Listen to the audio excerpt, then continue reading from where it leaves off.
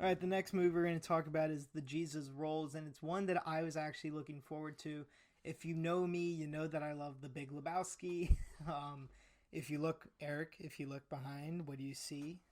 Oh, he's got the sweater. Yeah, I have the sweater. What do you see over there? Oh, you got the poster. Yeah, there's the poster. The dude abides, man. Yeah, I have an ugly Christmas sweater of the dude. Like, I am very much for The Big Lebowski. And this is the unofficial sequel. It was made with the Coen. It's not a sequel. It's more of a spin-off. Yeah. It was made with the Coen brothers' blessing, directed, written, and starring John Turturro, who played the character Jesus Quintana, or Quintona.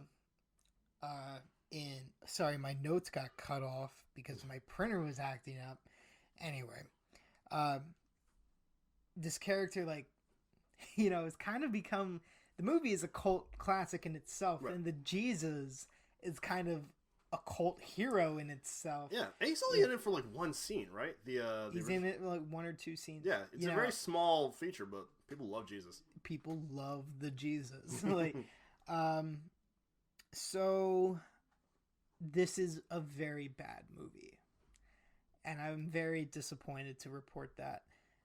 So okay, I'll just say what it's about. So it starts off with the Jesus in prison, like, where else is this going to start? And Christopher Walken, it starts with, like, it begins with an interview as he's preparing for, like, parole or release. And Christopher Walken is the warden, and they walk through what he did to get in jail in the first place. And it was a case of indecent exposure. It's played off as a misunderstanding. Essentially, it is an 8-year-old child and Jesus standing at the urinals in a public bathroom. The kid looks over. This is literally one of the first lines of dialogue in the movie. He looks over at Jesus and says, "Wow, that's big." Yeah, I like that face you're making, because why do you want to hear an 8-year-old talk about, he was called a pederast in the movie, he was called a pervert. It's like, why do you want to hear an 8-year-old compliment this guy's penis? I don't know. You still have the sour face. Yeah, me too. It is one of it is the first of many terrible mistakes that this movie makes in terms of its story. So he gets out of prison. He meets up with his friend, played by Bobby Cannavale. Okay, I guess it was easier to pronounce than I thought. Yeah. And I've seen him in a lot of stuff. Yeah, I mean, I have too. I just thought I didn't know it was like Italian. Yeah. I didn't know if it was going to be trickier. But they go on this road trip. It is nihilistic. It is sex-filled. It's filled with petty crime. So it's like the first thing he does outside of jail is steal a car. It's just like, the movie makes no sense at all. It's so... While it is a spin-off of The Big Lebowski, it's really more of an unofficial remake of the 1970s film Going Places. I don't know if you've ever seen that. It's a cult classic in its own right. It's a foreign language film. I don't know, it's Gerard Pardue, right? Or what's his face? I don't know how to pronounce it. Yeah. But you know what I'm talking about. Yeah. Like, I guess what Turturro was thinking was that the episodic, free-flowing nature of the narratives of, like, two cult classics, two films that have since been very well received, like, they would mesh together. He couldn't be more wrong. I don't know what they were thinking. This was really a disastrous movie. It's like, it also, like, there's some weird performances. It has Audrey Tautou from Emile, or Emily? Is it Emily? I've never seen it.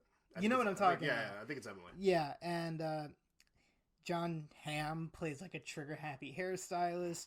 Pete Davidson shows up at the end. Tim Blake Nelson. Like, there's a lot of people in this movie, and it's like, at any given time, I was like, there's a lot of talent in this room. Why can I not see any of it?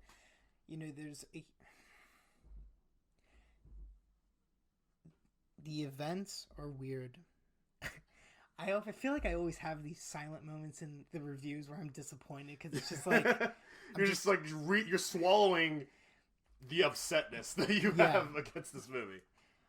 It was filled with awkward sex scenes, and it's like, while the movie does everything it can to prove that like these two guys, the two guys and the girl, because Susan Sarandon, right? no, the other one, Emily, yeah, Amelie, joins them on this road trip. It's like while this movie tries to prove that they can't, like they aren't like a functioning part of society, it's like every single other person that they introduce is equally batty.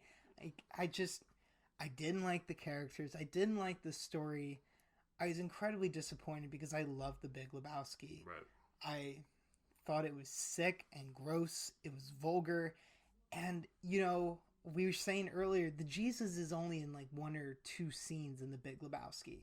And every single, like, it's gotten to a point where it's like everything he said or did in that movie has become super iconic. The Jesus roles, it feels like a to-do list of fan-pleasing B-roll, right? He says, don't blank with the Jesus twice. He talks about putting a gun up somebody's butt and going click. Every single thing he did in The Big Lebowski is repeated once or twice in this movie. It's just, there's nothing original. Like, I say there's nothing original. It was literally, it's a spin-off of a Coen Brothers movie that is a remake of another movie. Right. With just this character connecting them. It's real bad movie. Real bad movie. Real bad movie. I'm going to give it 1.5 out of 5 stars. Wild.